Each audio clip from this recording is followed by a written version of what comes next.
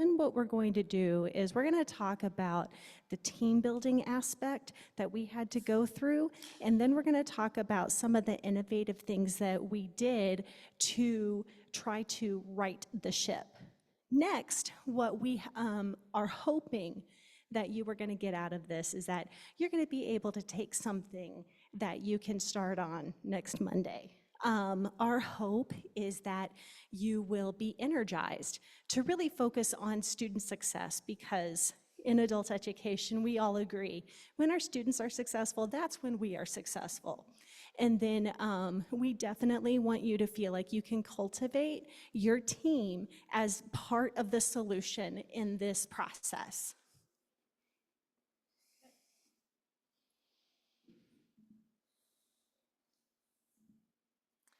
All right, just to give you a quick background, welcome. Restore Education is located in San Antonio, Texas, so we are a community-based organization that's been around since 2008. We serve around 1,400 to 1,600 adult ed students in any given program year and have a continuum of services that we offer, from basic literacy, digital literacy, all the way to college preparation and support and mentoring for individuals getting a 2- and a 4-year degree. And we bundle all that together with wraparound holistic services and case management as well. So we do a little bit of everything. And our mission has really been focused on, of course, getting individuals ready for college and career. So Carrie and Gabby are going to kind of dig into the mechanics of how that operated in the past program year. All right, so let's go ahead and let's set the stage. In program year 24, one of the things that was a red flag for us was the fact that during the fall, we noticed that we were off track. We were not on pace to meet our enrollment targets around our ESL services, around our basic services, and especially our IETs and intensives. So because of that, we started to scratch our heads a little bit. So during the winter, December and January, we were meeting with the team to figure out, okay, what's happening? What is our process? How can we improve it? But one of the things that stuck out to us was that while we were talking about this process, there wasn't necessarily action being taken. So we continued to support the leadership team, but at the same time, coming back into the office after the pandemic, working on reaching out to rebuild the way that we did the program after the pandemic, all of those things required a lot of extra work, right? The muscle memory of, how do we do this again? So that was part of it. Ultimately, by the time we looked at the numbers, we realized we were deep in the hole. I'm going to show you guys, but yes, we were deep in the hole. So that's when we dug in for training to make sure that everybody was on the same page to level set. Then what we did is we started to brainstorm and pull together all of the teams. And then we started to see an immediate impact in April. Some of these efforts were paying off, and that was exciting. Okay, we were actually able to significantly impact 3 of our targets. However, then there's that moment when you're trying to solve a problem where you start to question everything. Wait, this isn't really working the way that I thought that it's supposed to work. I actually had my dark night of the soul because I had led a workplace literacy class and nothing worked. When we pulled the numbers, we got this much. And so I was like, oh my goodness, what is happening? So that was very, very difficult. However, there were things we were able to build on the success from April, and we started to see a good amount of change there.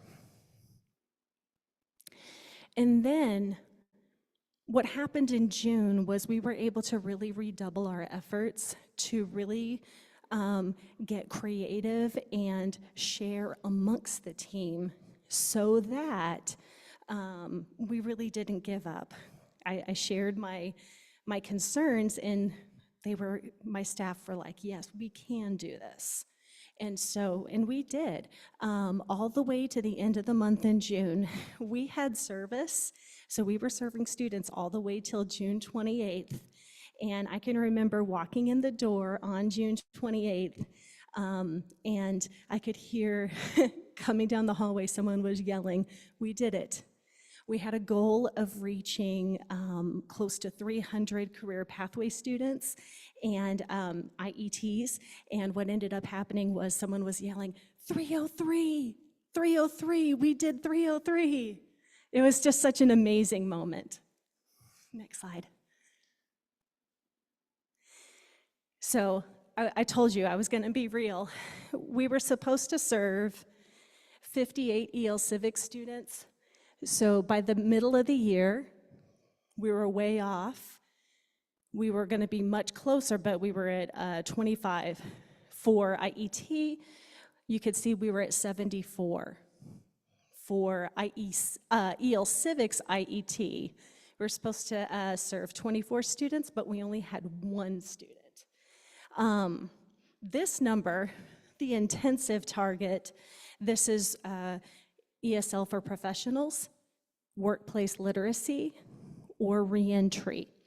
And we were supposed to reach 103, and by January, we had only served 5. And then for our 12 plus target, we were close.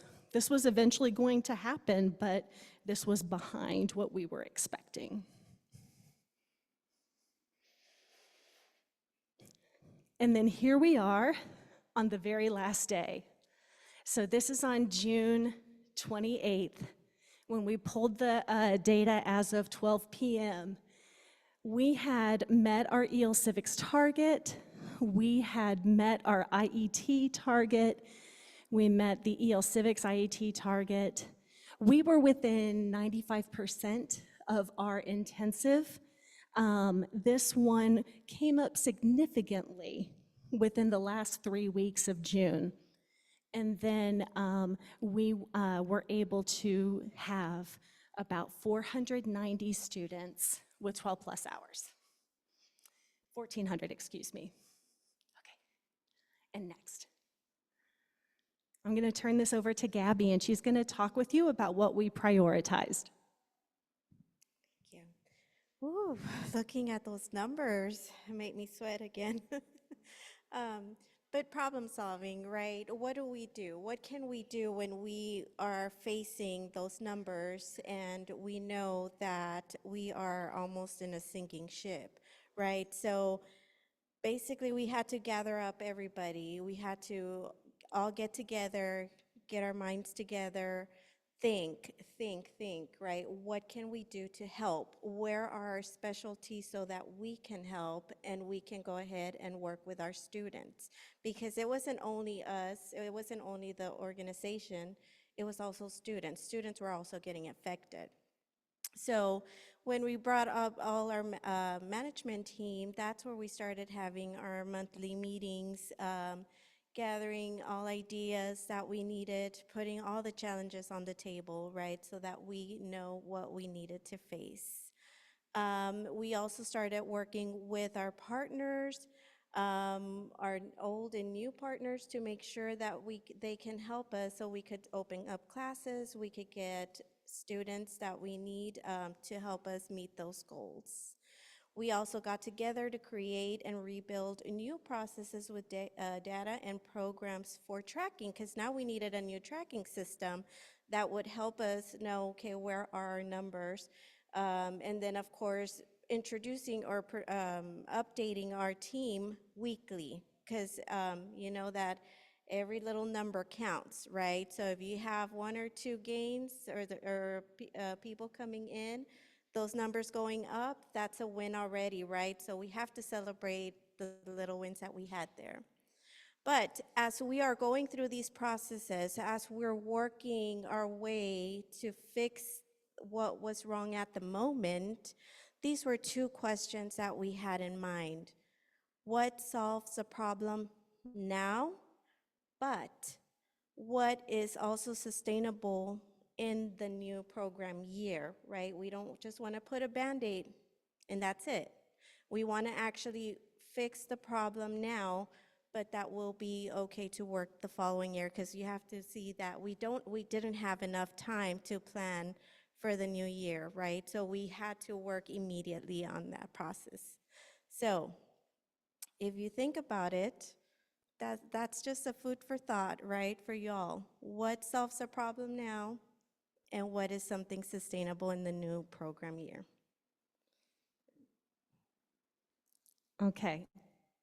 So now I would like to hear from the room. We have created a QR code that goes to a Google Doc.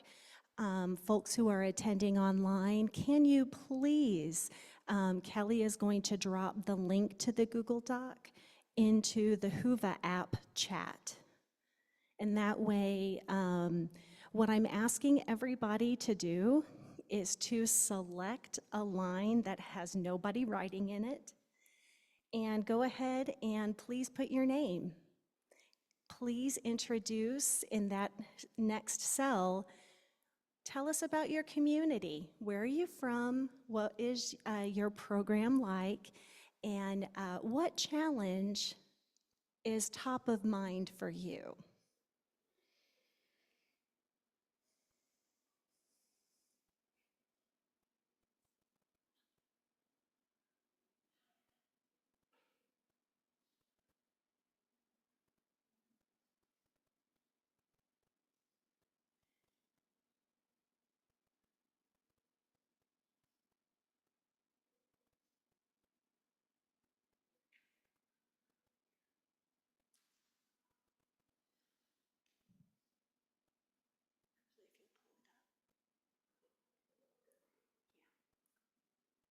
Was everybody able to get into the Google Doc?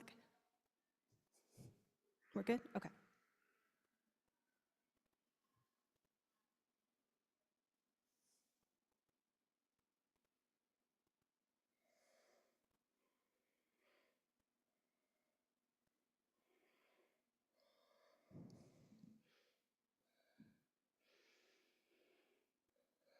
All right. Excellent. And if we notice we need more, we can add rows down below. But I think we're all adding in there.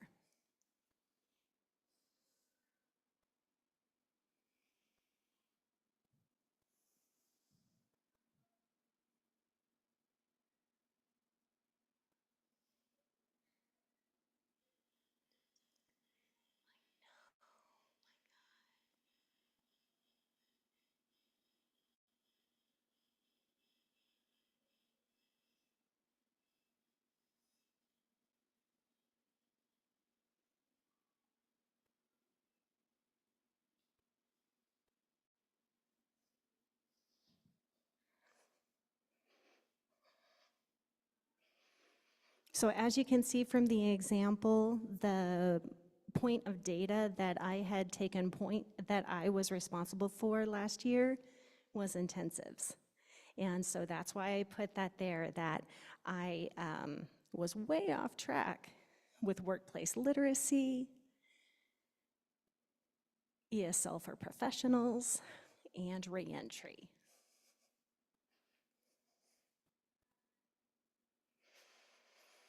I appreciate you all sharing.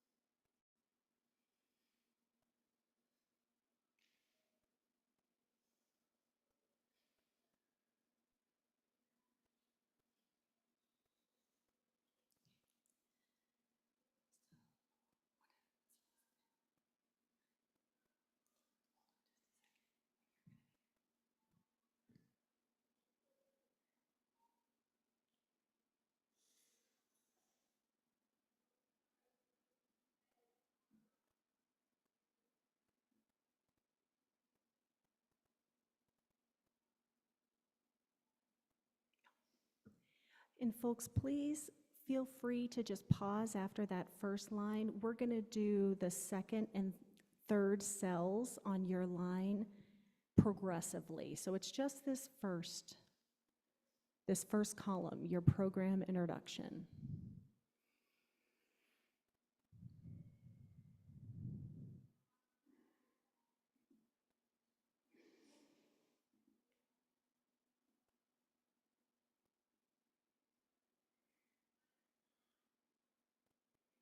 All right. So now what we're going to do is we're going to turn and talk about supporting our management team. So what are some things that we could do, right, to support our management team, support our instructors, support everybody that we have there? So one thing that's crucial for us is to have weekly meetings, right? Weekly meetings so we could float up all updates, share challenges, put all the challenges on the table, and of course, create the program together.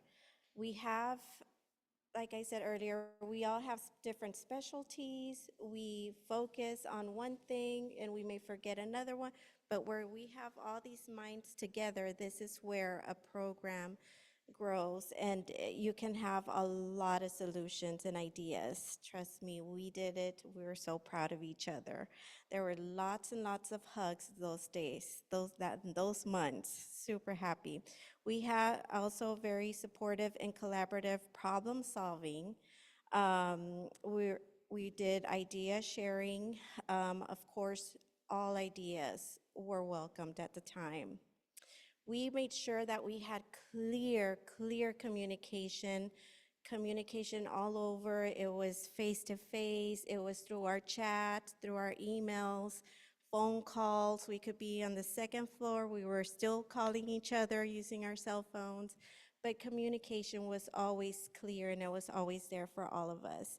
And of course, when you get that one carrot, right, or that one golden nugget, and you have that one student that you just so happen to call, and they say, oh, I went through your program, I got certified, I went through an externship, and I got a job. What do, right? Excitement. So you share those wonderful stories from students. You put you share with everybody. You put it out on, we use our social media. We do shout outs in meetings.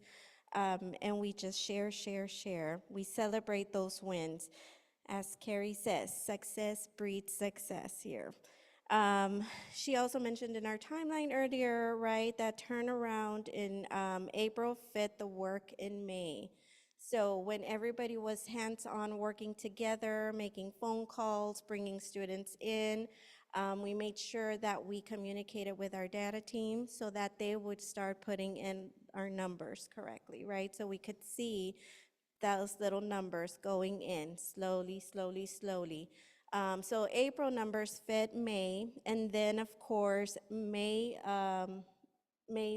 hard work fit into June. Of course, we were in June. We were still not there yet. We were almost there, but we were still sweating right there because it was almost July. However, of course, we always kept motivation and encouragement with each other. And of course, that positive attitude, even though sometimes it was kind of hard, but we still maintained it. We were always there for our team, never gave up, ever. And then, of course, just affirmations to our team and even our students when we would call them, like, how are you doing? Are you doing okay? Is there anything that we could do for you? Students just, they were mind blown by that. They're like, oh, hi, how are you? You care, you're calling me. So we had students coming in left and right, and then they shared their barriers, they shared their successful stories with us, right? So it was a wonderful time at that moment.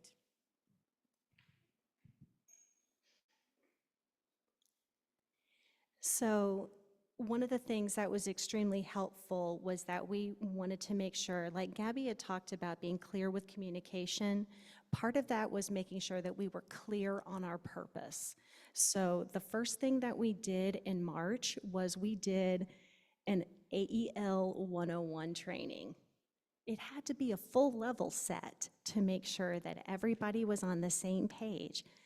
This is basic services, this is a target, this is training. Let's talk about 12 hours, right? We had to really get granular with everybody. The other part was that every department went through this training. Yes, even finance. Why? Because everybody was a part of the success. One of the things that came out of this was the understanding that how can I help reached across the entire agency. We made sure to encourage that with the appreciation, with the celebration, because up until that point, when we realized the depth of the hole, there was a lot of discouragement, right? We could tell we were not doing well. And so it was important for us to make sure that we were telling each other, we can do it, right? I might have a bad week, but that's when the team tells me, Carrie, we can do it. They may be struggling in reaching out to students, and so that's when I come to them, and it's my turn to encourage them. Regular communication. So in addition to the weekly manager meeting, we also would have a bi-weekly staff meeting. And in those staff meetings, that's where we were keeping everybody updated with the numbers. So they were starting to see that growth in real time. Then the other part was the same way that program leadership, which would be Kelly and myself, we were supporting the managers. Our managers provided that same level of support for the frontline staff. So in other words, that encouragement, that time with them to provide them guidance. And then we also wanted to make sure we were clearly focused on the process that it was going to take to track all of our services. So part of that included, everybody, this is how we track a sign-in sheet. Or if we were doing services in Zoom, everybody, this is how we're going to take the Zoom report and get it to the data team to process it for data entry. So we had to get really granular with those pieces in order to make sure that the data was accurately reflecting the hours that the staff and the students were putting in.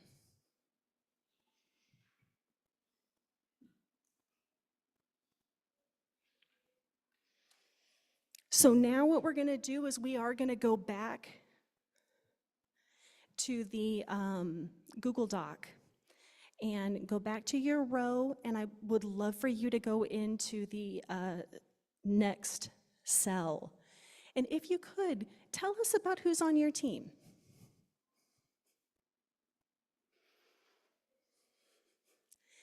Think about what challenges they may be facing, and what are some ways that you want to support your team.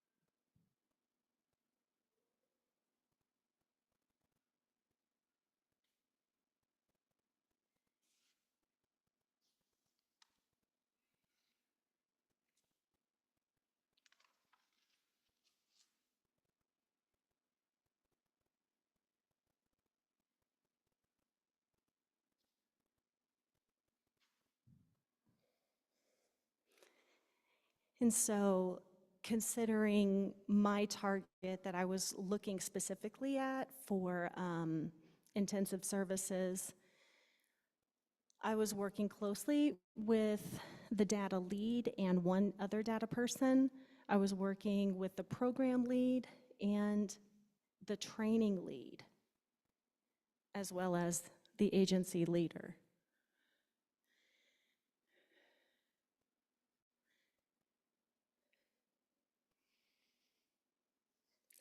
Here's what I found to be really interesting.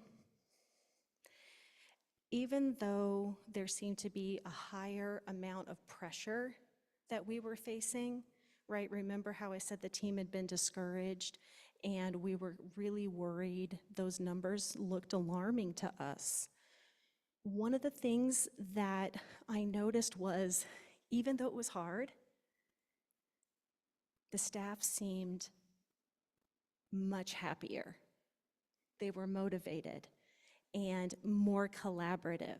And that was something that I found. I would check in with them. I'd be like, Gabby, how are you? How is the team? And when we started to see those success, the hard work paying off, that's when, even though it was tough, they themselves were continuing to try hard and push themselves. And I was really, really encouraged with that.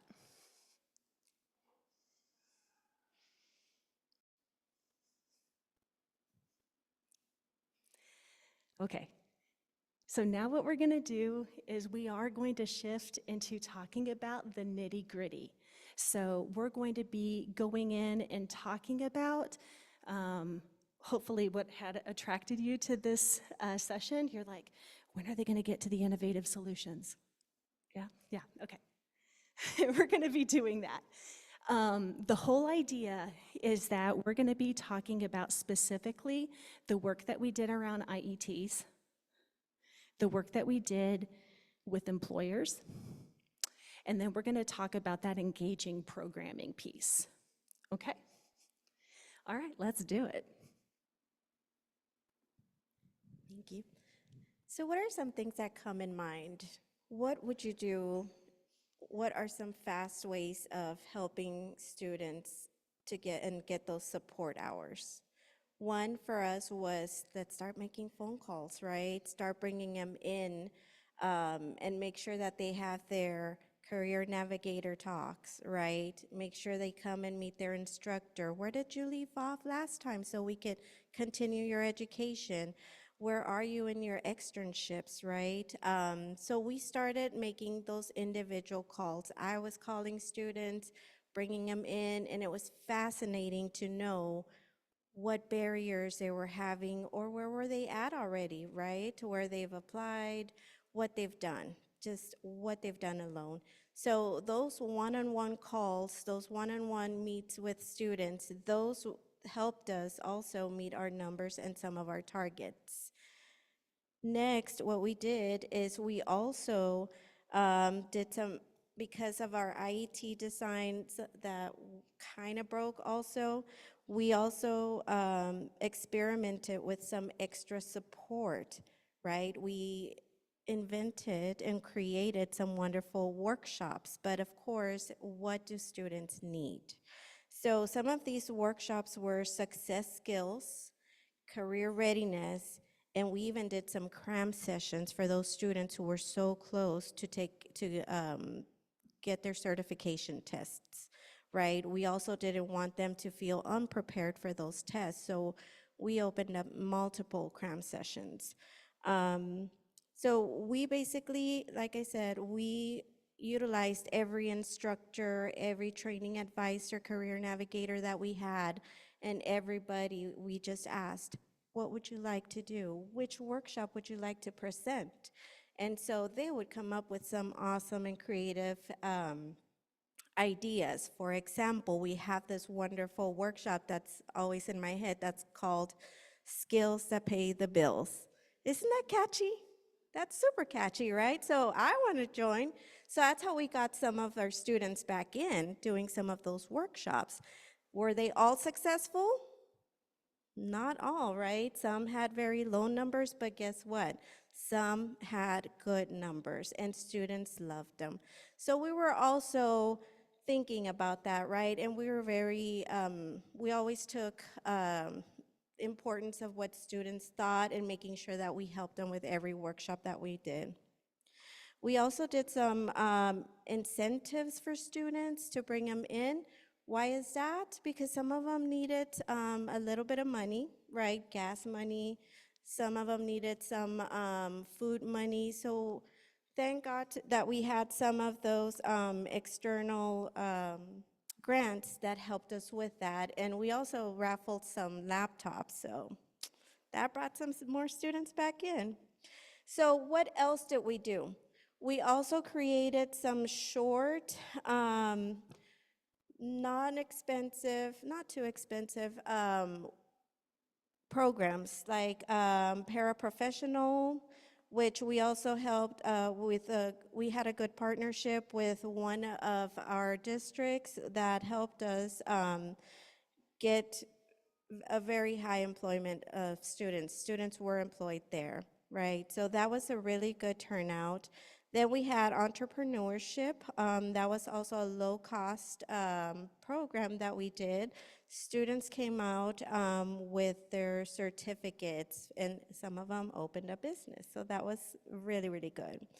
Then we also had CDL. That was not as low cost, but it was also shorter and it did have a high impact. So we had about 4 cohorts for CDL.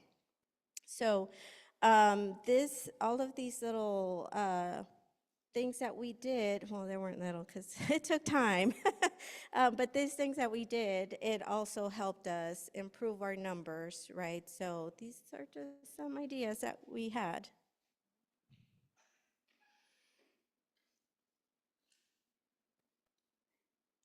All right.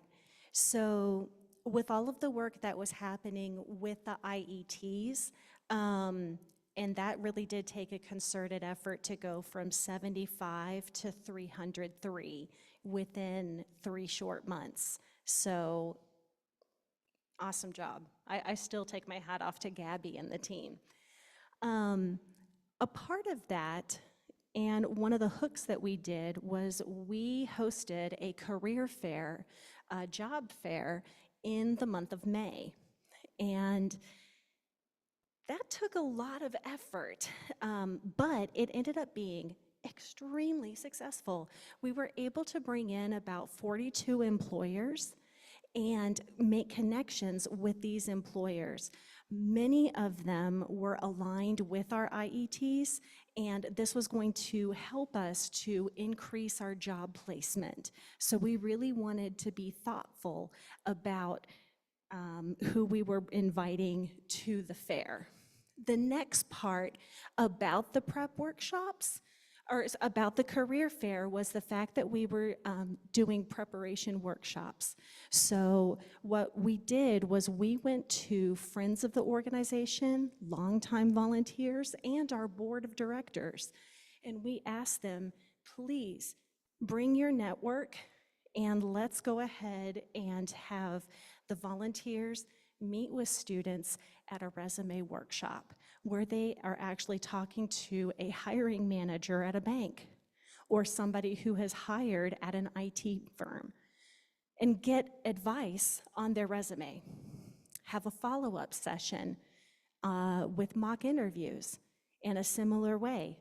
Let's practice. So let's prepare what we're going to say if we're asked a question. All right, now I want you to sit down and practice with this professional volunteer. So these employer innovations gave the students so much confidence that when they went into that career fair, they went in confident. They were very well received by the employers, and we ended up having 250 participants at the career fair. Another thing that we've referenced up until that spring of 2024, we had not created externships with our IETs.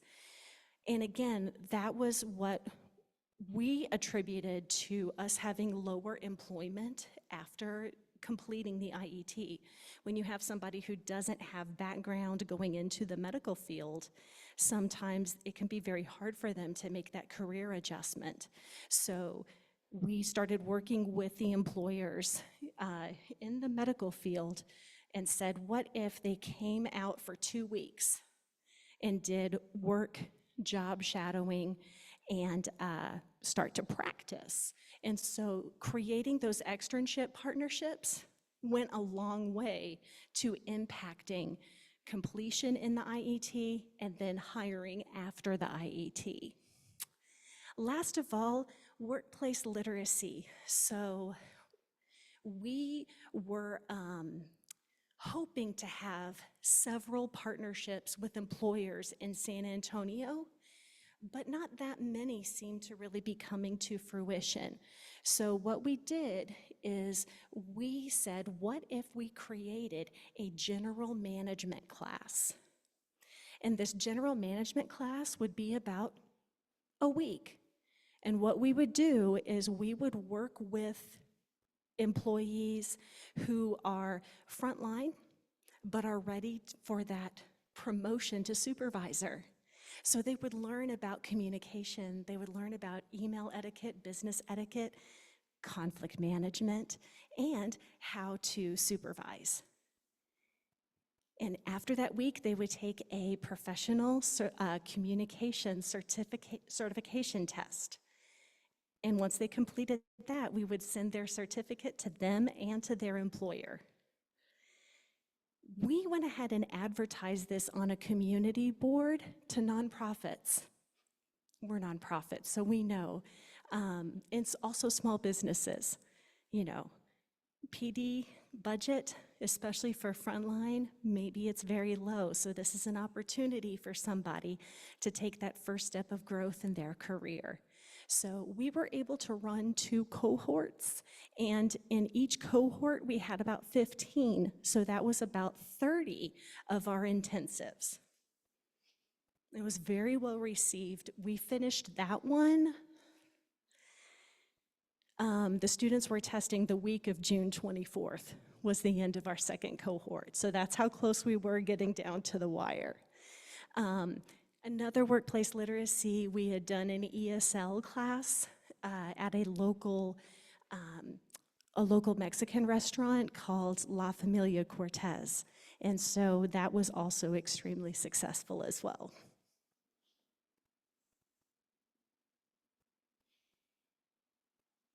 Thank you. Another discovery that we did is when we created the CDL program, that's where we also found that we had some students that would fall under intensive.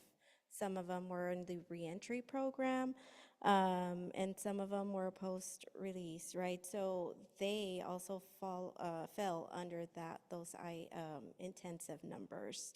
So we also found out, or we also had many ITP students, and so we decided to open up an ITP program or a class. We had a wonderful process that started from interviewing them, going to classes, workshops, and so forth, right? So they were very interested, and they were working, we were tracking their attendance hours differently there. So, and our workshops again, right, they were very fun. And then we also work with a lot of GED students, HSC students, right? And so when we were working with them, we were like, we do have a lot of students that are scoring pretty high. Let's go ahead and give them a chance, an opportunity to see where they're at. So what we do, we opened up a couple of intensive classes, right, that were fast-paced. So our students there would wind up taking practice tests, and then they were also given their individualized learning packets. So they would be working on a self-paced, but kind of in a way of like you have so much to work with, right? So you have about 2 months to complete your GED. So now you know that students were, okay, I have this timeline where I need to get my GED, so they worked pretty fast and pretty hard to get there. And of course, our graduation, right? We're cap and gown, so they were excited to walk through that process, which that's always a tearjerker for me. So, all right, well, thank you. And then another thing that we did is we tried to do as much incentivizing as possible. So just like we mentioned when talking about the IETs, we had some laptops that had been donated to us. So we used those as those raffle prizes, but we also had incentives. So we used other grant funds in order to pay students. And so we were looking to see, all right, let's try and see what if we offered you this incentive for completing your certification exam? And so that piece to go along and try to help.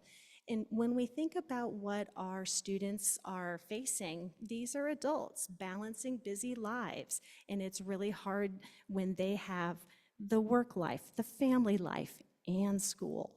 And so even making it pay off just a little bit more for them is really sweet and very appreciated. So that was part of it too.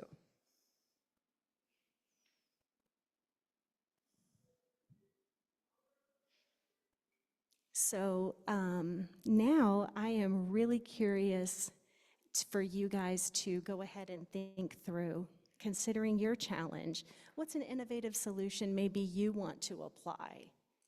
And maybe what are some of those first steps that can really kick off a way for you to turn the curve?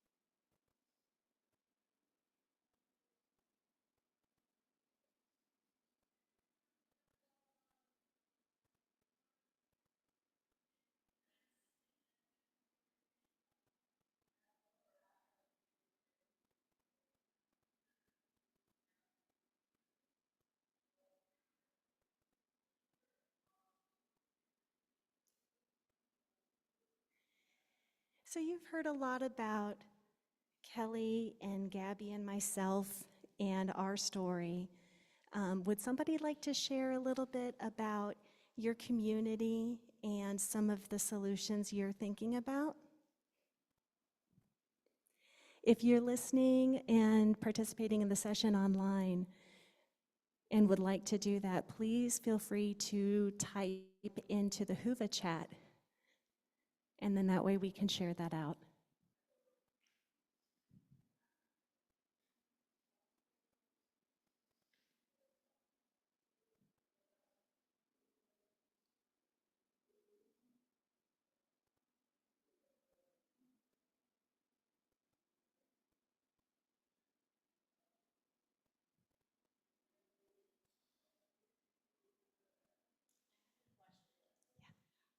When you spoke about the career readiness workshops or any other workshops, right, for that matter, were you offering them in the classes? Like, you know how we have like separate classes, let's say 3 to 5 or whatever.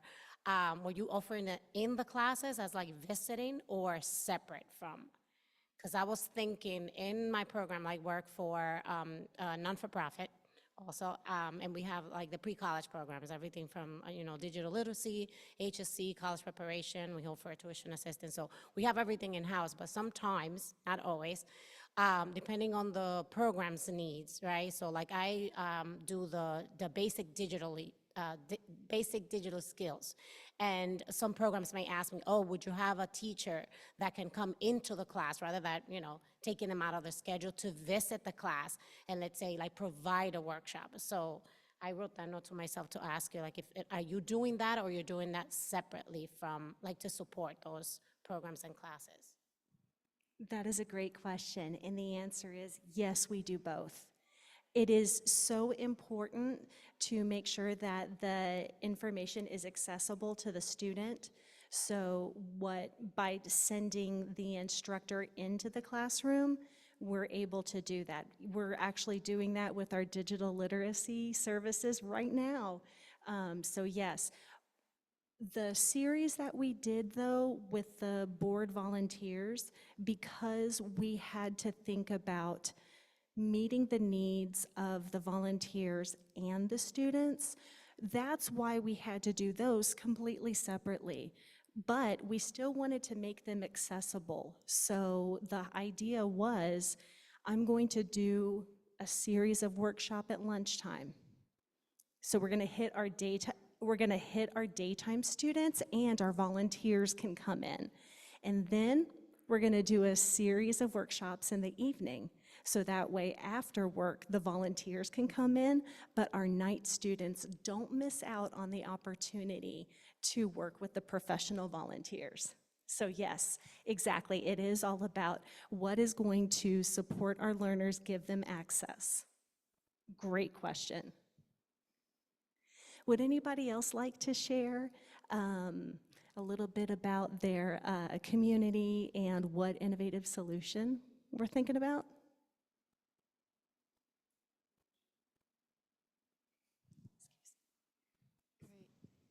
Hi, Liz Hester Johnson, Washington, D.C. Academy of Hope Adult Public Charter School. One of the things that we've done post-employment, so we're working with, we have employer partners, and we have an apprenticeship, IT apprenticeship relationship with Accenture. And so it's a year-long program, apprenticeship. Learners are paid and have full benefits, $60,000 a year plus benefits for a year. But it's a big shift. We do our work around, culture, workplace culture, resumes, all of that. But we've been doing a post-hire orientation with our learners. So they come over the weekends, and I think it's about 4 days. And we bring someone in from Accenture to talk about the workplace culture, how their culture works and what it will be like, and expectations there.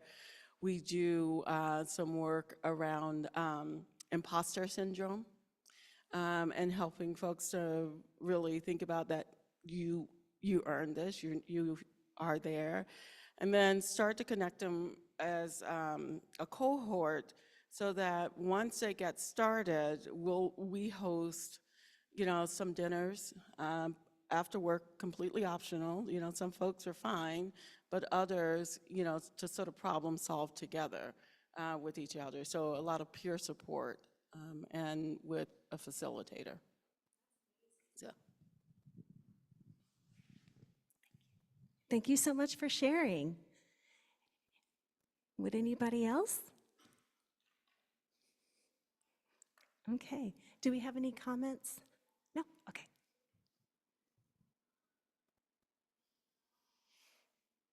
So what we want to do now is we do want to open this up for questions.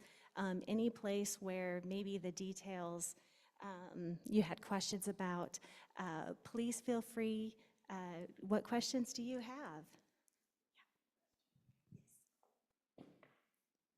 I really liked your idea of doing an AEL 101 reset with the whole staff, just to make sure that everybody really understands all of the components and how they impact our performance. I'm wondering if you have a syllabus for that 101 course outline that you did with your staff. that you might be willing to share?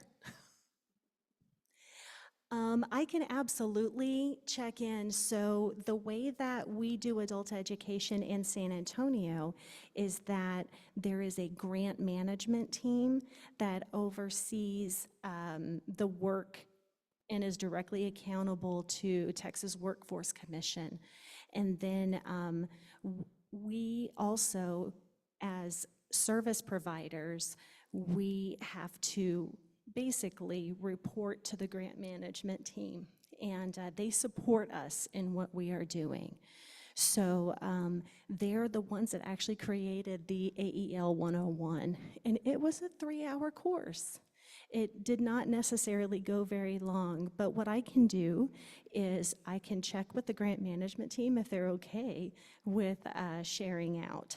You can actually see the number slides that I showed you earlier were from that. So she was showing us what our data was as of January and what our data was. We actually had numbers from February as well. And so when we were going through those numbers together in March, that was one of those aha moments that our team had. So yes, please contact us.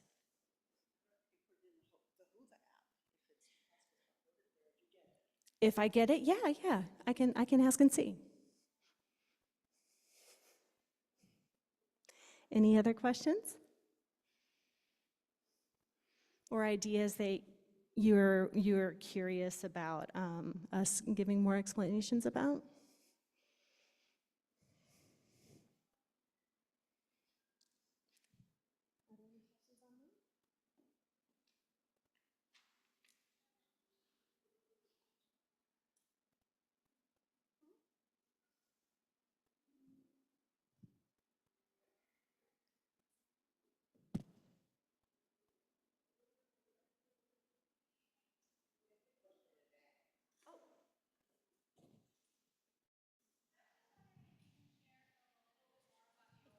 Let me run this way so they can hear you.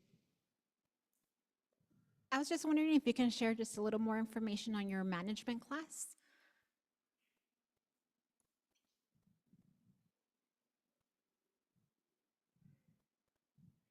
That's a great question. The general management class, what we did was we identified on the targeted in-demand occupations list for our area in San Antonio was the fact that manager was actually on the list. And so when we were initially looking at solving that problem, we were thinking it was going to be an IET. However, when we were looking at everything that went into serving that level of student, and the fact that, especially if they were employed, there really wasn't going to be enough time. A lot of employers, if they're trying to support somebody, it can be really tough to get buy-in for something that's really long, right? So what we did was we tried to focus on the competencies that mattered the most. So that's why business etiquette, professional communication, conflict management and communication, and basic supervision were really what was at the heart of that class. So what we did was I worked with a data lead who helped me track all of the incoming applications so that we were able to build up our cohort.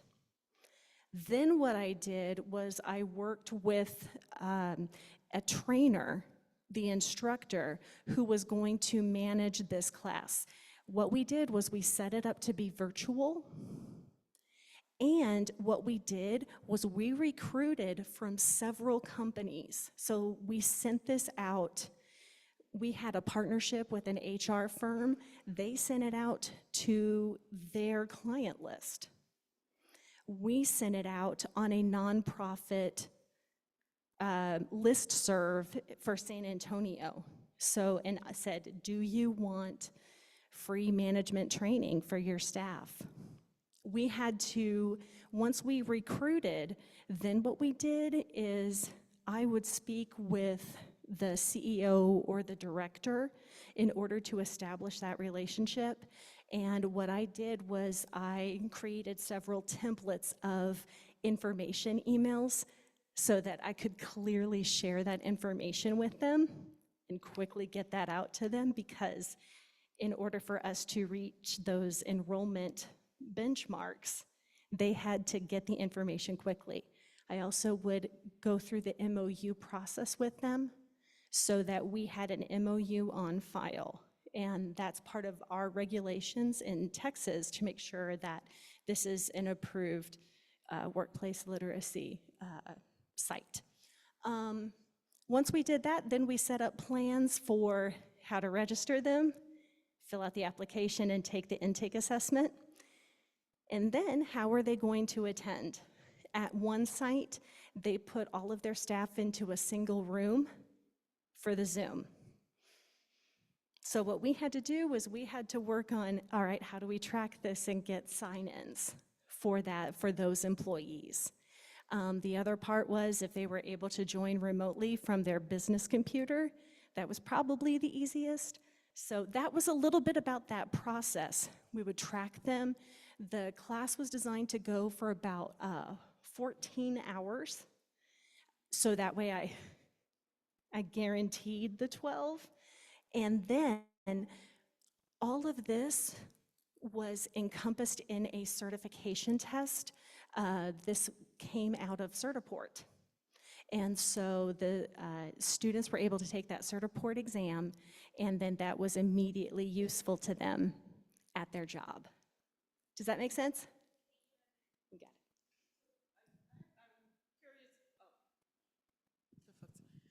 So with the curriculum, did the curriculum come out of Certiport, or did you work with the employer to develop the curriculum? How did you do that?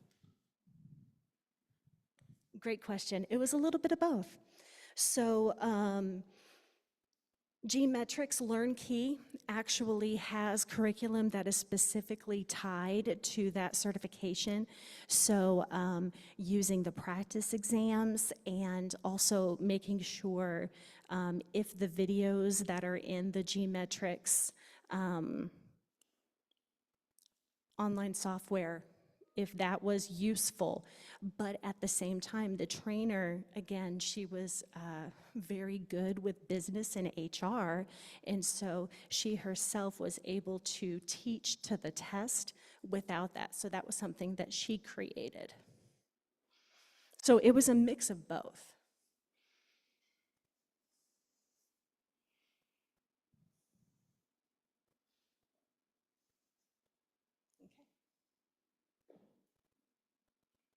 Okay, any other questions? All righty then.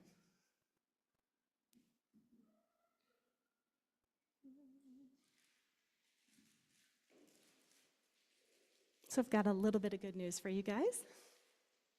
You gotta start from the beginning. All right, so what we're gonna do is we're gonna put up our contact information on the screen. RestoreEducation.org is our website, but you can also reach out to us. Kelly at RestoreEducation.org, Carrie at RestoreEducation.org, or Gabby at RestoreEducation.org. Thank you all so much, and thank you for coming to CoWabe.